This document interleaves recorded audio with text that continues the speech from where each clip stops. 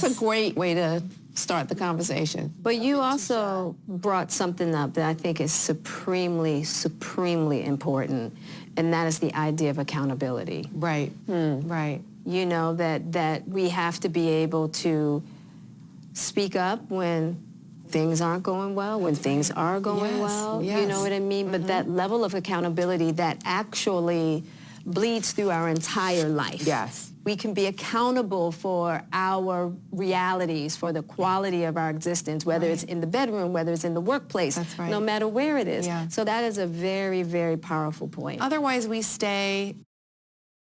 I know I keep doing this shit, but there's so much to talk about. Women nowadays have taken on a masculine position.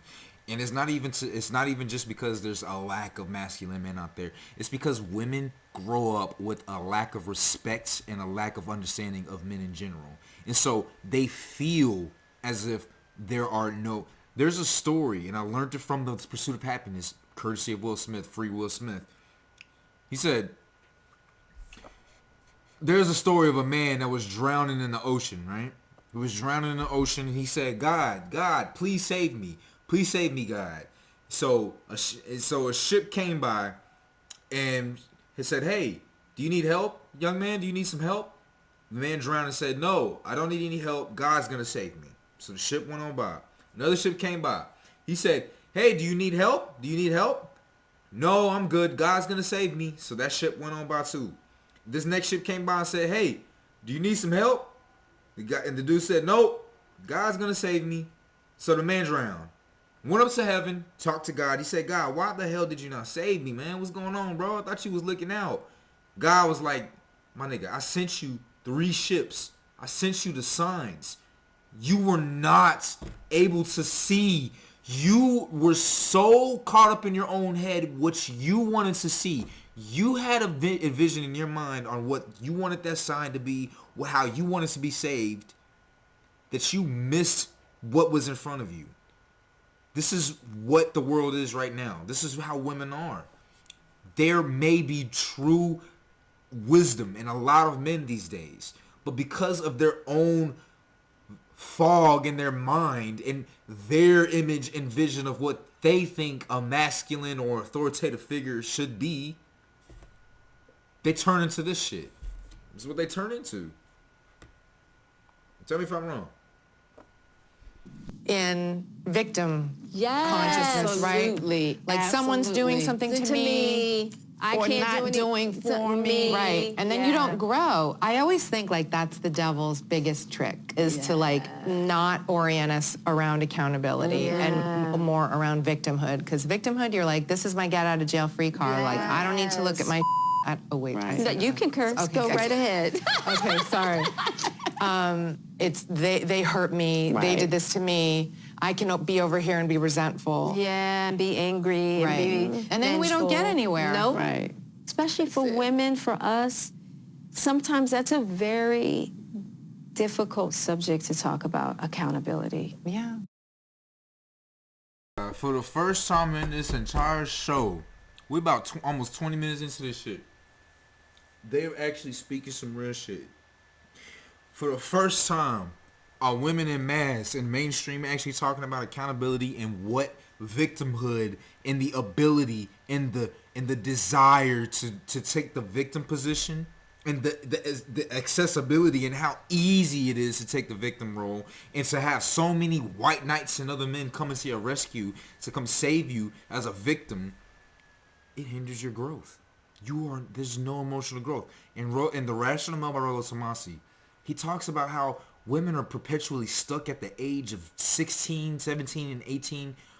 You know, and it's because ever since once they get that sexual gratification, that validation from men, all growth stops. It just hinders.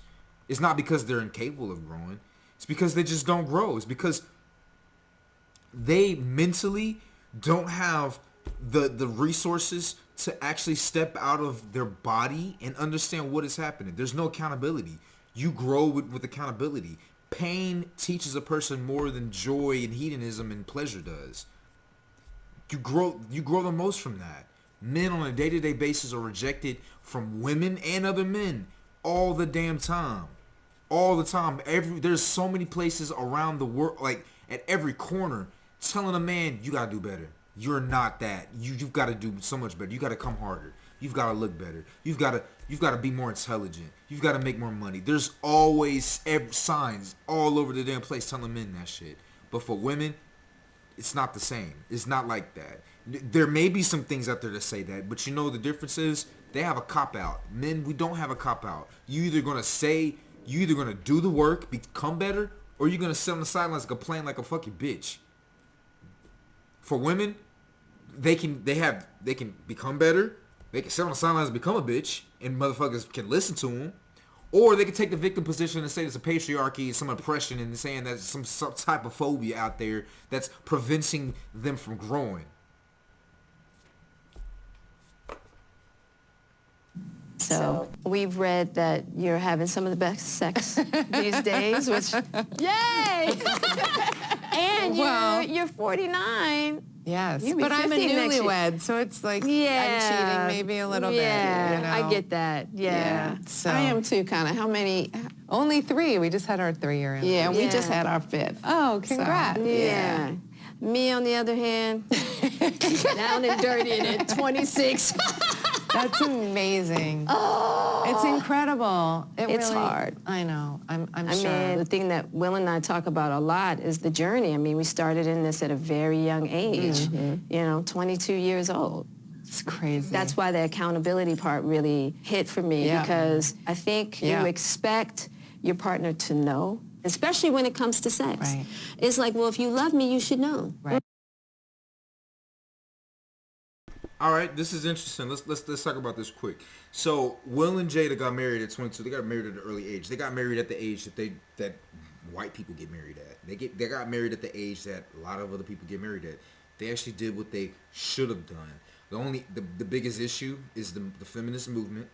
Biggest issue is that, I mean, let's be honest, it was the feminist movement, and the fact that Jada never loved Will like that. She just didn't. Will Smith was the next best thing next to fucking Tupac. It's fucking Tupac. Who's better? Who's more influential and more powerful, has the clout and social status as Tupac?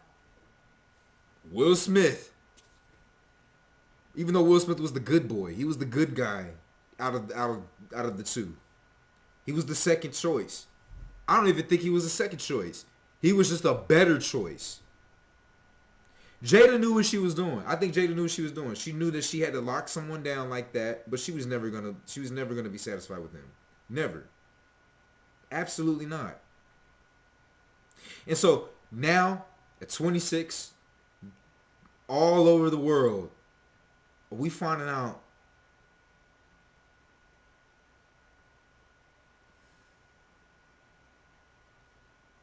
everybody loved Will Smith. Everybody loved Will Smith. His plane is crashing to the ground. Will Smith's plane is going down. His legacy is going down to the drain because of this woman. Because of this woman. Yeah, I'm going to say it. I don't care who the fuck is watching this. I don't care what anybody thinks. Jada Pinkett Smith is destroying Will Smith's legacy by airing out all of this shit.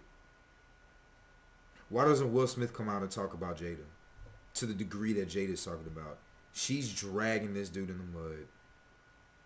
It's a shame. I grew up loving Will Smith, like wanting to be him. He was like a father figure to me. You know what I'm saying? Like watching Will Smith in his legacy is just terrible. And he tried to do the right thing. Reminds me of Robert Kiyosaki talking to Rollo Tomasi and Fresh about his marriage. Robert fucking Kiyosaki, the rich dad, poor dad. Rich as fuck dude.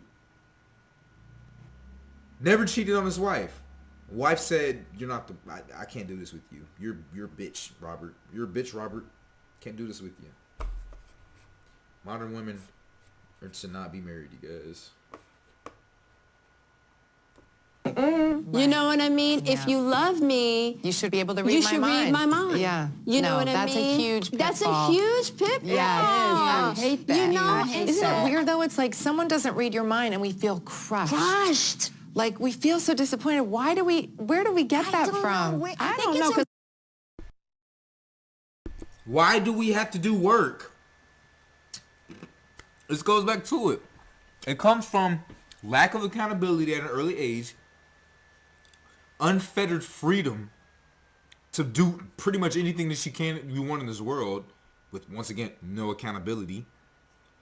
Those things, and solipsistic, a mental point of origin that's always focused on the best for the female. And then other females supporting each other. Females don't check each other. They only support this feminist movement. All of those three things right there combine and create some of the most selfish people in the world. Some of the most selfish, some of the most destructive, some of the most progressive hindering obstacles in a human form out there. For real. This is just no bueno. Just no bueno. That's what it comes from. That's where this idea that another human being should absolutely understand what the fuck you got going on in your world, in your head. It's like as a man, I can't imagine this shit. And I know there's some women out there too that just can't imagine this shit.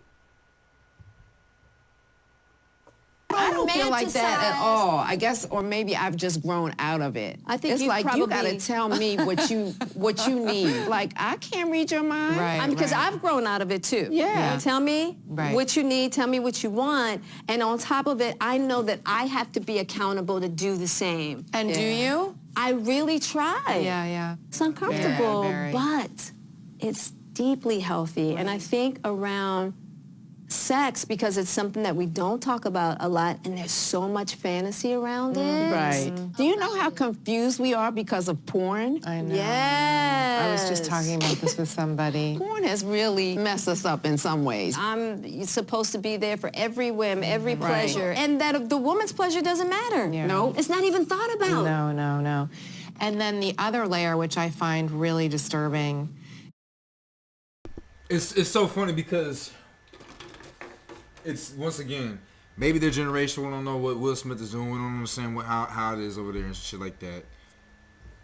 But Jada, you've thought about your pleasure, right?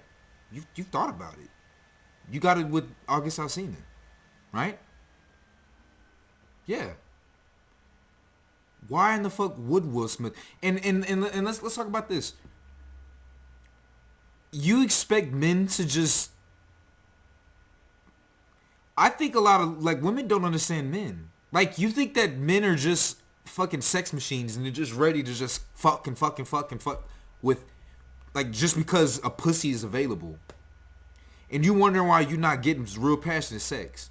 Let's talk about that. In the Red Pill, we want to talk about women. We want to talk about women giving us passionate, real sex, and that's a huge important, that's a big important thing. But women, let's talk about why women can't get passionate sex from other men. Maybe because you made yourself get fat. Maybe because your attitude. Maybe because the shit that you've done that we just don't feel like fucking procreating with you and having sex with you because of your fucking attitude. That shit matters. Maybe you suck at foreplay, women. You know what I'm saying? You think just because you got a feminine body and shit like that? No. When a man has had look, maybe for some of these other blue pill beta motherfuckers out here who got one person they've ever slept with in their life can come in 2 seconds just because you show them their fucking cleavage, a breast, and then they're ready to fuck and shit like that. But a guy who is experienced with beautiful girls, you know what I'm saying? Not to say you're not special, but to say that it's gonna take more than fucking your body for us to get some real passionate sex out of us. It's a two-way street. It's a two-way fucking street to it. Ladies gotta do more too. That's why you're saying. This is why, man. I wish people will hold Jada so much more accountable. Is that because of the imagery that comes out and the consciousness that comes out around porn, I feel like young girls are getting the message that they have to be like that's the number one priority, right? It's so awful, and it's... Where is she getting her information from? Girls nowadays get whatever the fuck they want, and they fuck whoever the fuck they want, whenever the fuck they want, record whatever the fuck they want, whenever the... Women nowadays, I don't even understand what she's talking about. And I think it's because women are so accustomed to being victims that they can't even understand what they have available to themselves and what's out here in this world. How can you go on TED Talk and twerk your ass off? And you want to talk about... Oh, my God. Lizzo went on TED Talk and twerked. Talking about her ass is the best thing about her body. The best thing about her life. And it's gotten her so many amazing things. God. These are the women that men have to choose from. Like, it's doing such a disservice. Absolutely. And it's so weird. I don't know. I feel like we're living in such a weird time because we're making all these incredible advancements and then we're going backwards and all these other... And that really disturbs me that young girls, you can see it on Instagram. Oh, like, absolutely. What is this pose? Like, why are you... What is that? Right. And it's because that's what they think is like the metric of success, right? Like someone wants to, you know... And so, once again... It's because of men. Oh, these ladies are doing this shit. They have no conscience. They have no free will. It's men and the way that men view women that makes these women pose like this. I can't believe it. It's so sad. Why? Can somebody save these girls? Oh no. They just posing with their ass out. Oh, my father just died and I gotta pose with my breasts out because this is what men want. This is what men want. Men want to see me posing cute and with my ass and my breasts out in front of my father's casket, in front of his dead body. Fuck the patriarchy. It's these men's fault. You guys are making me do this. I have no free will. I have no free conscience. Okay, well, you know what? Let's take that then. Let's say that it is the patriarchy. Let's say it's men that's controlling you. And let's say you don't have any free will. Well, then if you have no free will, then you do have money. You still can produce shit. If you have no free will, then you need to be controlled. You need to be controlled. If you have no free will and the patriarchy and other men around you are leading you to do this, then you need to be led by other men. We need to take the control, the strings that these puppeteers have of yours, and we need to put those in the hands of other people because you obviously have no ability to lead your own life and make your own decisions. So, which one do you want to take? Which one is it? Right. I'm cursing too much. That's okay.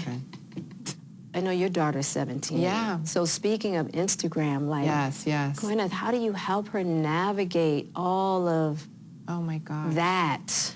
It's so interesting to have been raised myself how we all were, where like there was an answering machine and like if you went out for the night, your friends couldn't find you and no internet. And now it's like this hyper exposure that they are dealing with all the time. And I think they're wrestling with how much am I exposing myself? Right. Early on, I thought, my God, how am I going to parent my way through this? Yeah. You know, because also for us, like, we didn't grow up with it. I think they'll have more context, right? Like Willow and Apple, Right. if they become mothers, they'll be like, oh, well, this is how I dealt with it. But we don't know. We don't know. What her name is Apple. We went to Blockbuster and stood in line Right. to check out a video.